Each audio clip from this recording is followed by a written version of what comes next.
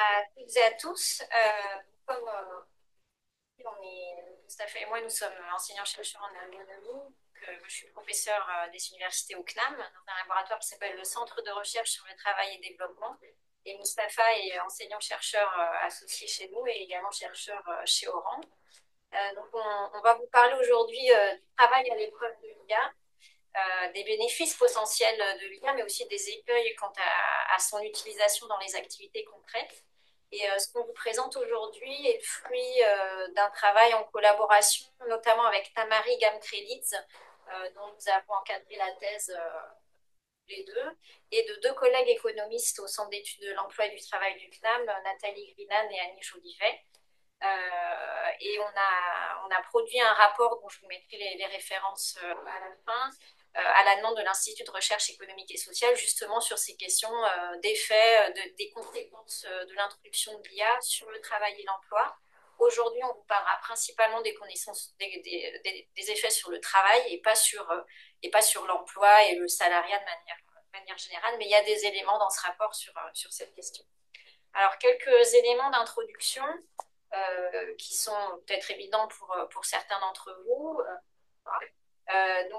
L'IA, l'intelligence artificielle, est de plus en plus utilisée dans le monde du travail, parfois soutenue par une volonté politique, des décisions politiques des entreprises ou des institutions d'introduire des systèmes d'intelligence artificielle. Alors, par exemple, on vous donnera des exemples dans le domaine de la radiologie, où il y a des systèmes de détection de fractures à destination des radiologues.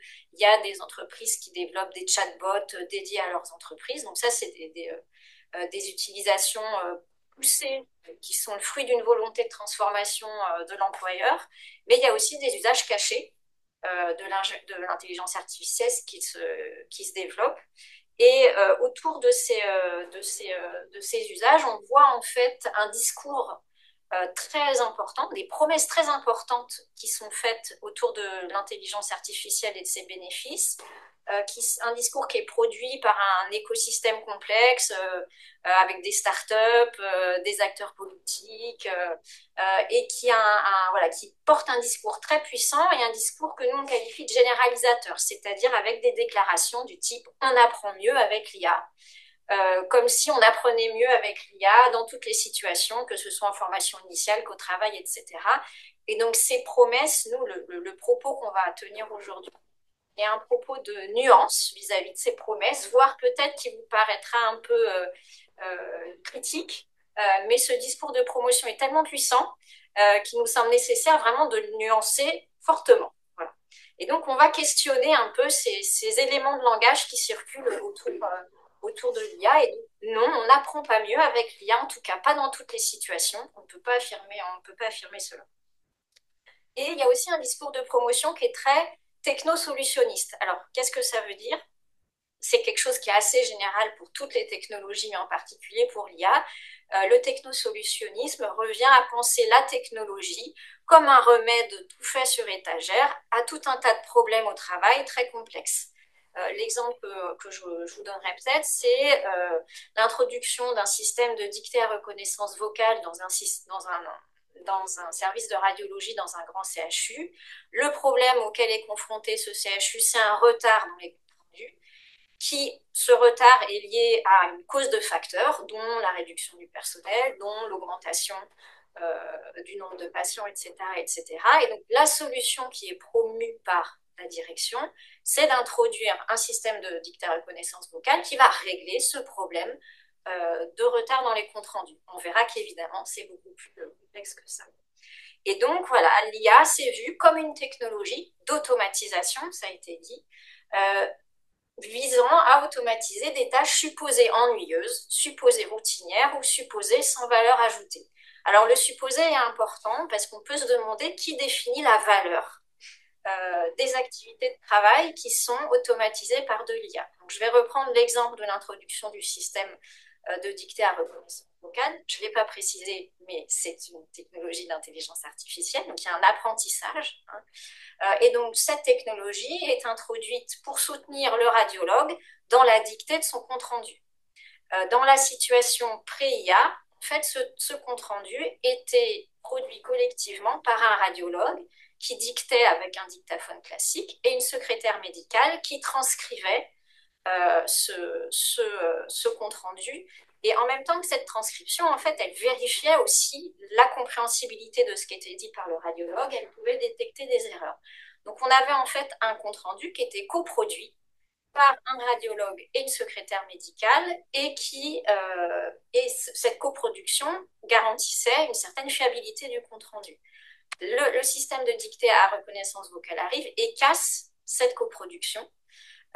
Coproduction qui avait une valeur aussi pour la secrétaire médicale. Donc, ce travail collectif, il avait de fait une valeur pour l'organisation, puisqu'il préservait la fiabilité du contenu, et il avait aussi une valeur à la fois pour le radiologue qui avait un filet de sécurité au travers de la relecture de la secrétaire médicale, et pour la secrétaire médicale qui participait à la sécurité, quelque part, des soins, à la fiabilité des soins. Et donc là, il y a une valeur a priori qui était projetée par la direction, qui était du type, bah oui, écrire un compte-rendu, c'est pas bien compliqué, et taper un compte-rendu, c'est pas bien compliqué. Donc là, on a une valeur ajoutée a priori qui est considérée comme faible, alors que la valeur réelle du travail et de ce travail collectif était bien supérieure à ce qui était anticipé et compris. Donc ça aussi, c'est cette question de la valeur ajoutée, de toutes les promesses voilà, autour de ce que c'est que la tâche routinière, ennuyeuse, etc., elle est à questionner de notre point de vue. Comme on vous le disait, nous sommes tous les deux ergonomes, donc l'objet de science que nous travaillons, c'est le travail et les activités concrètes. C'est-à-dire qu'est-ce que font les gens, quels sont les mécanismes de connaissance qu'ils mettent en place, quels sont les mécanismes de coopération qui peuvent être observés au travail, c'est l'objet de notre science. Et en fait, ce qu'on constate, c'est que le travail tel qu'il se fait réellement est souvent impensé et ou très mal pensé, avec des projections discutables sur ce qu'est le travail réel, confère l'exemple que je vous donnais sur des projections très discutables et de fait erronées sur ce qu'est le travail d'un radiologue, ce qu'est le travail d'une secrétaire médicale et ce qu'est leur travail conjoint. Donc, et alors un exemple frappant de ça, c'est une citation d'un chercheur spécialiste de l'IA qui, en 2016, disait on devrait arrêter de former des radiologues maintenant parce que d'ici 5 ans, le deep learning fera mieux que les radiologues. Et si on s'intéresse à ce qu'est vraiment le travail d'un radiologue et la production d'un soin en radiologie, c'est beaucoup plus complexe que juste interpréter des images et poser un diagnostic sur la base d'images.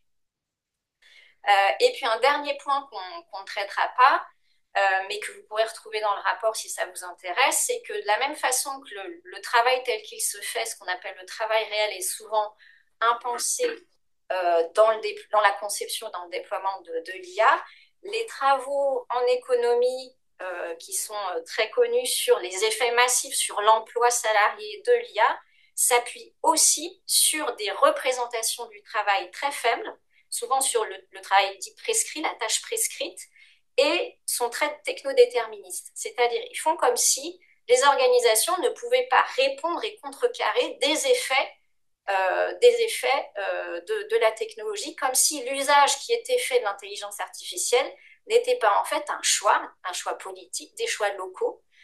Autrement dit, la technologie, l'IA, ne porte pas en elle les effets délétères sur l'emploi. Par contre, la façon dont elle est implémentée dans les entreprises ou les institutions peut porter des effets. Donc voilà pour ces éléments d'introduction. Et dans la suite du propos, on va développer 2 points. Le premier, développé par Mustapha, portera beaucoup sur les transformations du travail concret en lien avec l'usage de l'IA. Et puis, je conclurai sur la conduite des projets de transformation d'IA, puisque vous l'avez peut-être compris dans le point précédent, un certain nombre des effets de l'IA sur le travail est très lié à la façon dont sont conduits les projets et aux choix, aux décisions qui sont faites, aux décisions organisationnelles qui sont faites autour de l'introduction de l'IA. Très bien. Merci Flore. Bonjour à toutes et à tous. La question qui se pose maintenant, c'est que savons-nous des conséquences du déploiement des systèmes d'intelligence artificielle et de l'usage de ces systèmes sur les activités de travail. Aujourd'hui, il commence à y avoir de plus en plus d'études qui montrent différents types de séquences avec des résultats contrastés. C'est-à-dire qu'il y a des études qui montrent un certain nombre de bénéfices, par exemple en termes d'amélioration de la performance, du point de vue de la productivité, du gain de temps, en termes de diagnostic dans le domaine médical, c'est-à-dire qu'il y a beaucoup d'études qui montrent que, eh bien, on gagne du temps dans le domaine de la programmation, on gagne du temps aussi dans le secteur des services, dans des tâches de rédaction. Vous avez peut-être déjà essayé des systèmes d'IA, par exemple génératifs, qui vous ont permis de voir que vous gagnez du temps dans ce type de tâches. On observe aussi des bénéfices donc, dans le domaine médical, comme je l'ai dit, en termes d'amélioration du diagnostic, etc., etc. On pourrait multiplier les exemples et vous avez ici quelques résultats chiffrés de ces améliorations de la performance. Donc, indéniablement, les systèmes d'IA peuvent apporter un certain nombre d'améliorations dans différents domaines. Ce qu'on constate aussi, c'est que cette amélioration bénéficie surtout aux travailleurs moins qualifiés ou peu expérimentés, qui peut impliquer une forme de réduction de l'effet de l'expertise sur la performance. Alors cet effet, c'est quoi? C'est que les experts sont généralement meilleurs que les moins experts. Eh bien, avec l'utilisation de systèmes d'IA, enfin de systèmes d'intelligence artificielle, en particulier générative, on voit que effectivement les moins experts arrivent à atteindre un niveau de performance presque égal à celui des experts. Donc là aussi, c'est une forme de bénéfice qui concerne principalement les travailleurs, on va dire, moins qualifiés. Ce que un certain nombre d'études montrent également, c'est que dans certains contextes, les systèmes d'IA peuvent, on va dire, être des sortes de filets de sécurité, alors, ou des secondes perdues. Alors, je vais prendre l'exemple de la radiologie, qui a été étudié notamment par Tamari Gamkrelidze, que nous avions co-encadré avec Flore, et qui avait travaillé justement dans ce domaine de la radiologie. Et elle avait travaillé notamment sur les usages, par exemple, de systèmes d'IA permettant de détecter des lésions sur des clichés radiologiques, par exemple des fractures. Et ce que les radiologues lui ont dit, c'est que l'intérêt de ce système d'IA, c'est qu'il permettait, par exemple, de ne pas rater éventuellement des lésions sur des clichés radiologiques, notamment dans des situations de travail qu'on va qualifier de dégradées. Par exemple, dans des situations de travail de nuit, ou par exemple, dans les moments de fatigue, etc. Et ces moments-là, en fait, ce sont des moments qui peuvent conduire à une attention, une vigilance moindre de la part des radiologues. Donc, de ce point de vue-là, si vous voulez, les radiologues estiment que ça leur permet éventuellement de ne pas rater des éléments importants sur des clichés donc, radiologiques. De la même façon, la même chose a été observée dans le domaine des unités de soins intensifs. Alors, juste pour dire que sur ces questions, on va dire, d'usage de l'IA dans les situations de travail, il y a surtout beaucoup de travaux dans le domaine médical. Donc, d'où une littérature foisonnante dans ce secteur. D'autres études ont également montré, en termes de bénéfices, que l'usage des systèmes d'IA permettent de diminuer la charge de travail, par exemple en termes de surveillance permanente de patients en soins intensifs. Et l'IA ou les systèmes d'IA peuvent également aider à prioriser des tâches et aider à la prise de décision. À côté de ces bénéfices, les études qui ont été réalisées montrent également un certain nombre d'écueils, de difficultés ou de problèmes rencontrés par les utilisateurs, par les travailleurs. Alors, ce qu'on constate dans les études, c'est un certain nombre d'effets contre-productifs de l'utilisation de l'IA et par exemple de l'intelligence artificielle générative, avec comme transformation principale dans les usages de l'IA générative, c'est la prépondérance des tâches de vérification et de correction des résultats. des systèmes d'IA. Alors, je vais prendre l'exemple de la programmation. Dans ce domaine-là, par exemple, les informaticiens vont utiliser l'IA pour produire du code. D'accord? Eh bien, dans ce cas-là, quand ils utilisent de l'IA générative pour produire du code, eh bien, une tâche importante, c'est de vérifier le code produit par l'intelligence artificielle générative et aussi de faire les corrections nécessaires parce que ce que produisent ces systèmes d'IA, ça n'est jamais parfait. Hein, d'accord? Donc, il faut nécessairement corriger. Eh bien, ce qu'on peut dire en termes de transformation du travail, par exemple dans le domaine de la programmation, c'est qu'on voit apparaître eh bien, une prépondérance des tâches de vérification et de correction. Alors, on peut aussi étendre en fait ce résultat à d'autres domaines, comme par exemple les tâches de rédaction de texte. Quand on utilise un système d'IA génératif pour produire un texte, eh bien, il est nécessaire de vérifier ce que ça a produit parce que les systèmes d'IA génératifs peuvent produire des erreurs. Donc, il importe de vérifier et puis de corriger. Et donc, ça, c'est vraiment, je dirais, une transformation très importante en termes de changement du travail. Hein. Cette tâche va être de plus en plus, en fait, coûteuse en temps. Hein. Si vous avez un programme qui est produit par un système d'IA qui est très très long, bah forcément, ça va prendre du temps de vérifier le code. Ça va prendre aussi du temps de corriger le code, etc. Et de ce point de vue-là, en fait, on observe des effets contre-productifs parce que, au lieu d'améliorer la performance, par exemple en termes de gains, bah, ça va la dégrader plutôt parce que ça va prendre beaucoup plus de temps. Par exemple, imaginez qu'un système d'IA produit un code avec beaucoup d'erreurs. Et cette vérification du code est vraiment très importante. Hein. Il y a des études qui montrent que les programmes produits par des systèmes d'IA génératifs comme Copilot eh bien, contiennent parfois beaucoup d'erreurs et des erreurs véritablement importantes et inquiétantes, par exemple, en termes de sécurité informatique. Donc, il importe de réaliser cette vérification. Ce qu'on constate aussi, et c'est lié à ce point-là, c'est dans certains contextes une augmentation de la charge de travail, avec un accaparement important des ressources attentionnelles par ces tâches de vérification et de correction. Ce qu'on voit aussi, alors là c'est propre à certains systèmes d'IA, c'est l'apparition d'interruptions lorsque par exemple le système a été conçu pour produire des suggestions automatiques, c'est dans le cas de Copilot, et cette apparition d'interruptions viennent parfois perturber, interrompre le flux de l'activité. Ce qu'on voit aussi, ça c'est un phénomène qui n'est pas nouveau, hein, c'est un phénomène qui est très connu en fait depuis très très longtemps avec l'apparition de l'automatisation dans les environnements de travail, c'est la polarisation de la complexité des tâches. Hein, c'est-à-dire que les systèmes d'IA vont eh bien, plutôt complexifier le travail plutôt que le faciliter. Alors ça a été observé hein, déjà dans les années 80 dans des études sur l'automatisation dans l'industrie, dans différents contextes de travail. Et ce qui avait été montré, par exemple, c'est que au lieu de faciliter le travail, au lieu d'aider les travailleurs, les systèmes automatisés vont plutôt complexifier le travail des travailleurs et des travailleuses.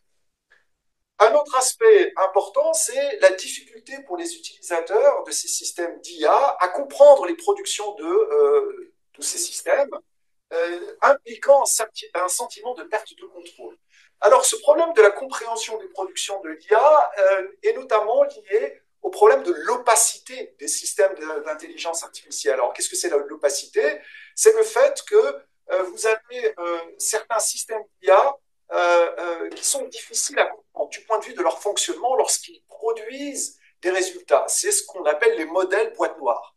Les modèles boîte noire, ce sont des modèles d'IA qui reposent notamment sur des techniques d'apprentissage profond.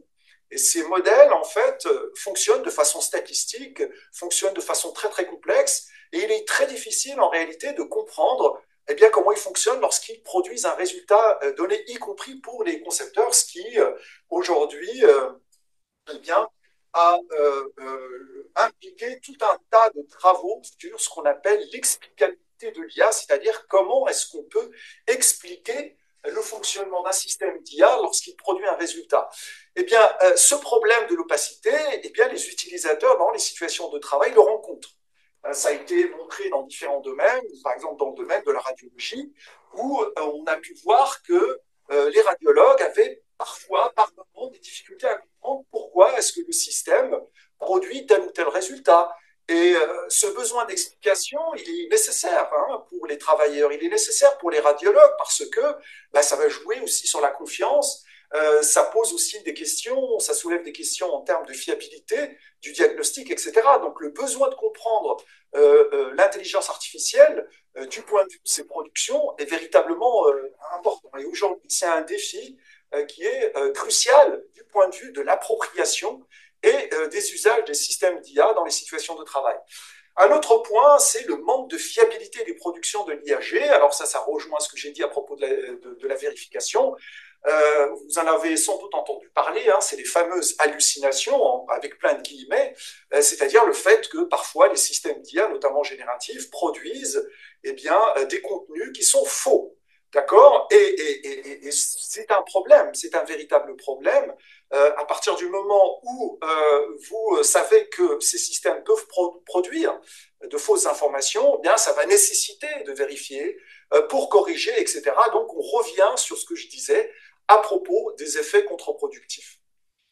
Alors, il y a aussi la question, là, c'est plutôt en termes d'interaction humain-machine, la complexité des paramétrages servant à construire des requêtes. Ça, c'est pas évident du tout hein, de savoir créer ce qu'on appelle des prompts.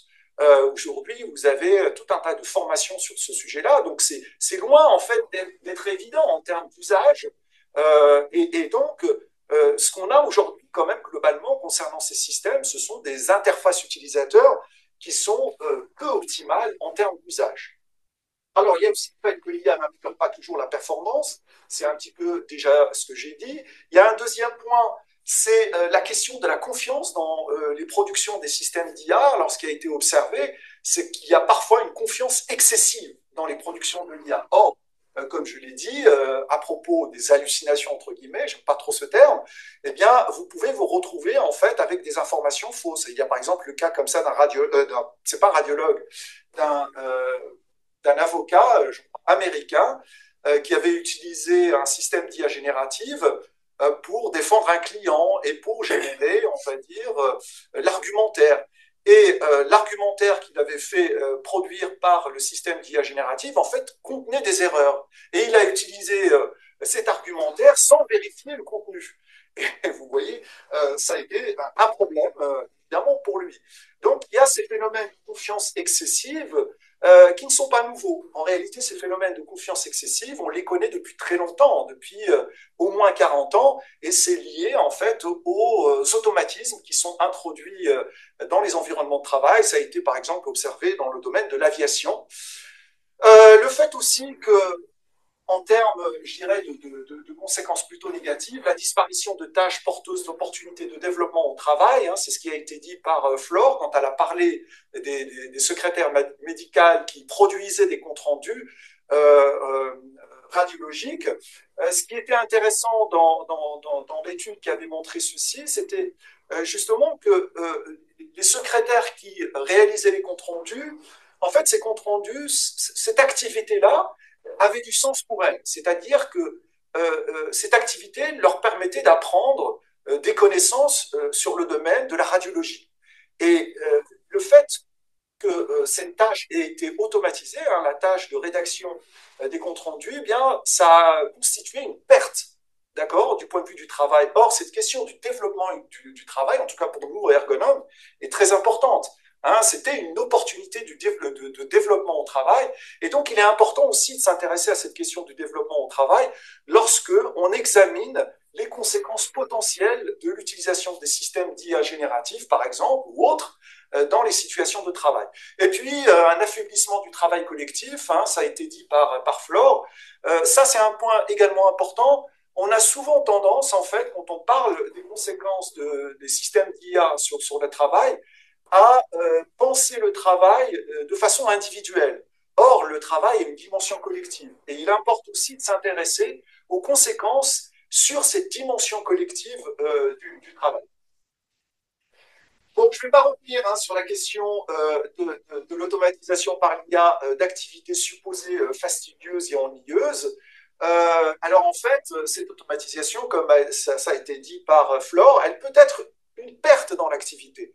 On croit que, eh bien, en automatisant cette activité fastidieuse ou cette tâche fastidieuse et ennuyeuse, on libère les individus pour des tâches à plus forte valeur ajoutée, mais en réalité, ça peut constituer une perte dans l'activité. Le point fondamental ici, c'est que avant de qualifier une tâche de fastidieuse ou ennuyeuse, il importe de s'y intéresser du point de vue de l'expérience des travailleurs et de ne pas eh bien, considérer une tâche comme fastidieuse ou ennuyeuse de façon complètement détachée de l'expérience des opérateurs, de leur activité réelle. Et ça, c'est un point véritablement important sur lequel Flore reviendra.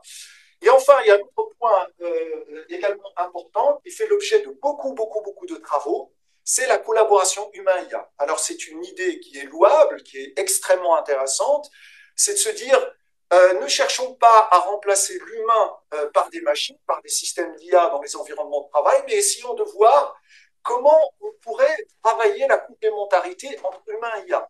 Comment est-ce qu'on peut obtenir de meilleures performances, par exemple, en combinant l'humain et l'IA?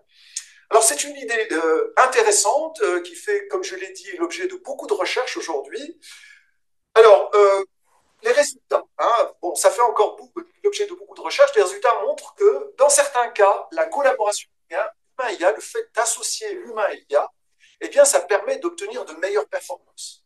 C'est vrai, mais dans d'autres cas, dans d'autres contextes, ça n'est pas le cas. C'est-à-dire qu'on n'obtient pas toujours de meilleures performances que l'humain seul ou l'IA seul lorsqu'on combine humain et IA. Donc, il est important là aussi, en fait, de s'intéresser à la nature des tâches, pour quelles tâches la collaboration humain-IA peut fonctionner, qu'est-ce qu'il faut mettre en place en termes de configuration du partage des tâches entre humain et IA. Il y a également des aspects organisationnels dont Flore a parlé qui sont importants à considérer, justement du point de vue de cette question de la complémentarité humain-IA.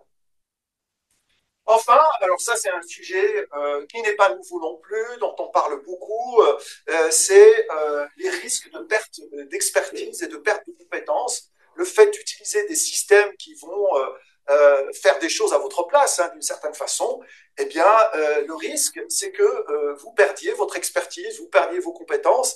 C'est une question, là aussi, qui s'est posée avec l'automatisation depuis environ 40 ans. Elle s'est posée avec les premiers systèmes d'IA qui ont été utilisés dans les années 80 dans les environnements de travail.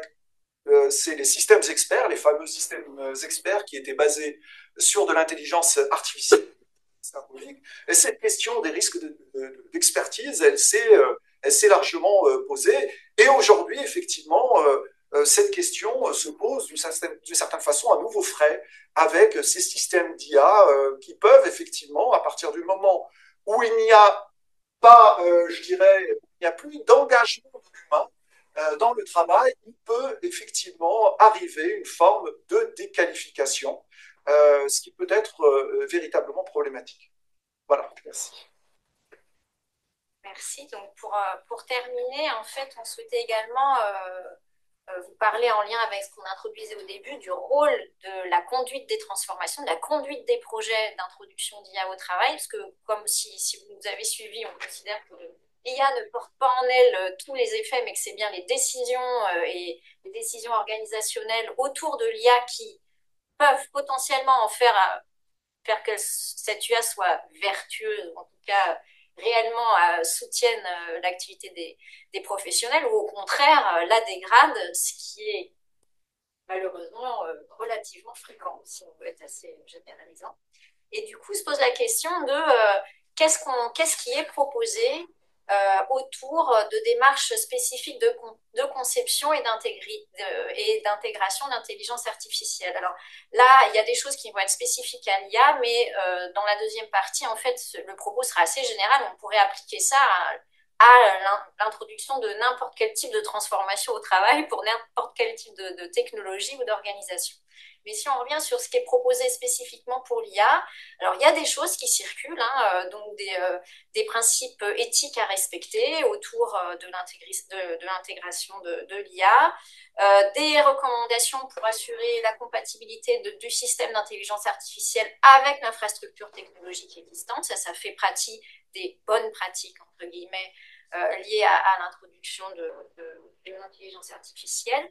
Et il y a beaucoup de discours sur des principes à respecter qui relèvent plutôt de ce qu'on appelle la conduite du changement, c'est-à-dire communiquer sur les projets, faire de la pédagogie pour que les gens comprennent que c'est... Alors, vous voyez qu'il y a une petite connotation négative dans ce que je dis. Voilà, expliquer, voilà, pour favoriser l'acceptation de l'IA. Donc voilà, ça fait partie des éléments de connaissances qui circulent. Mais de notre point de vue, voilà, il y a aussi un courant qui s'intéresse à la conception d'IA centrée humain, hein, Human Centered IA, voilà, qui reprend un certain nombre de principes. Mais donc de notre point de vue, le problème fondamental, c'est ce qu'on a répété à la fois Mustapha et moi, c'est que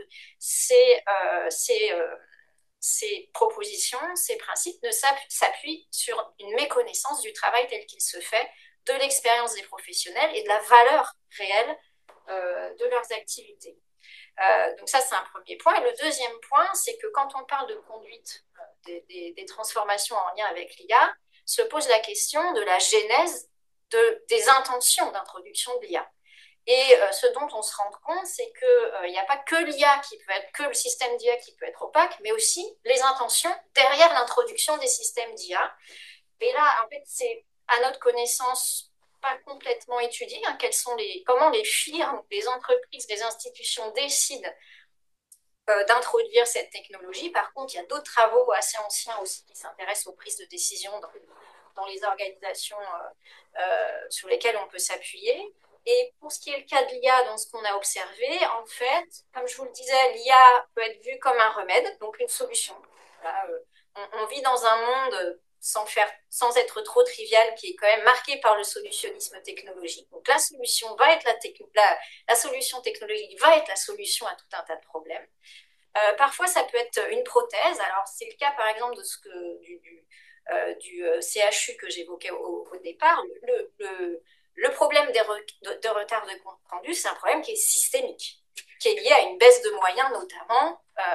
Et donc là, l'IA va venir comme une espèce de prothèse pour pallier à ce problème systémique. Ce qui a été également observé par Tamari Gamkrelis dans une grande entreprise, c'est, par exemple, elle s'est intéressée au travail des conseillers téléphoniques, qui doivent en fait produire leurs conseils en s'appuyant sur un nombre pléthorique de systèmes d'information. Donc on a un bazar informationnel et donc on va demander à l'IA de venir retrouver des petits dans des systèmes d'information divers et complexes. Donc là, on a aussi une IA qui va être en fait une prothèse à un problème plus systémique. On va aussi voir l'IA comme un prétexte, c'est-à-dire, voilà, imaginons, alors c'est un cas qui a été relativement médiatisé, une grande entreprise de l'information et du conseil qui a été rachetée par une entreprise américaine, plan social, et l'IA est présentée comme un moyen pour réduire les effectifs de 50%.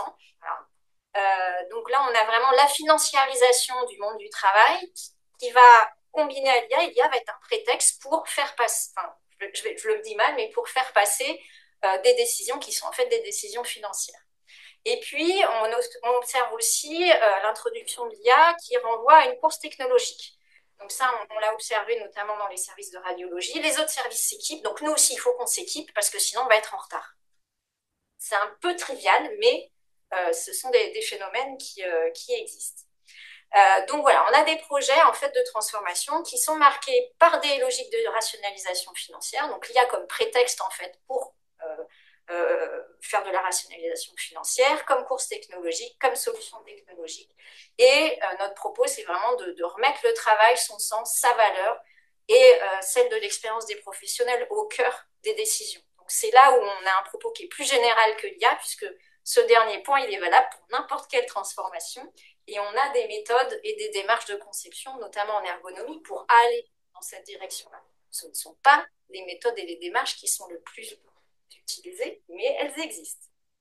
Et donc, nous, pour dépasser en fait les impensés liés à l'impact de l'intelligence artificielle sur le travail et la conduite des projets, on propose de donner une place avec des méthodes spécifiques, notamment des analyses du travail, la conduite d'ateliers, qui donnent vraiment un poids décisionnel aux professionnels dans les projets de transformation, pour redonner à voir ce travail réel dans les projets de transformation. Autrement dit, pour que les professionnels et l'encadrement, la direction puissent penser, puissent débattre des transformations du travail et de ce qui fait réellement valeur. Évidemment, faire ça, ça implique de repenser les rapports de force dans les prises de décision dans les organisations. Et là aussi, donc ça dépasse le cas de l'IA, mais c'est quelque chose qui est rendu encore plus saillant par l'introduction de l'intelligence artificielle qui va vraiment venir challenger la construction de l'expertise, la construction de la valeur au travail, l'apprentissage au travail, les capacités de développement au travail. Repenser ces rapports de force, et vous le verrez, ça veut dire réguler notamment au niveau du dialogue social dans les entreprises, au niveau de la façon dont sont conduits les projets. Et puis, l'idée, c'est vraiment de faire en sorte que peut-être cette technologie, ou pas, porte une vision émancipatrice du travail. Émancipatrice dans le sens non, qui ne va pas vers plus de subordination et plus d'appauvrissement, mais vers un enrichissement. Et donc, pour ramasser un peu ces différents éléments, donc nous, on a proposé dans le rapport que vous pourrez trouver, donc vous pourrez trouver la référence par la suite, 4 piliers en fait qui vont vers un usage soutenable de l'intelligence artificielle, c'est-à-dire soutenable évidemment pour la planète, ça a été traité la dernière fois, mais aussi pour les ressources humaines en fait.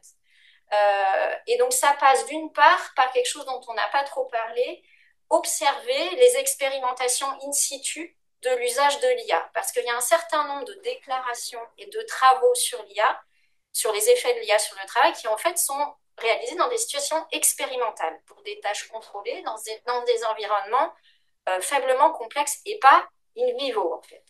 Donc l'idée, c'est de penser les usages actuels en entreprise, dans les institutions de l'intelligence artificielle, comme en fait des expérimentations que l'on doit documenter pour vraiment comprendre la complexité des effets, voire réguler.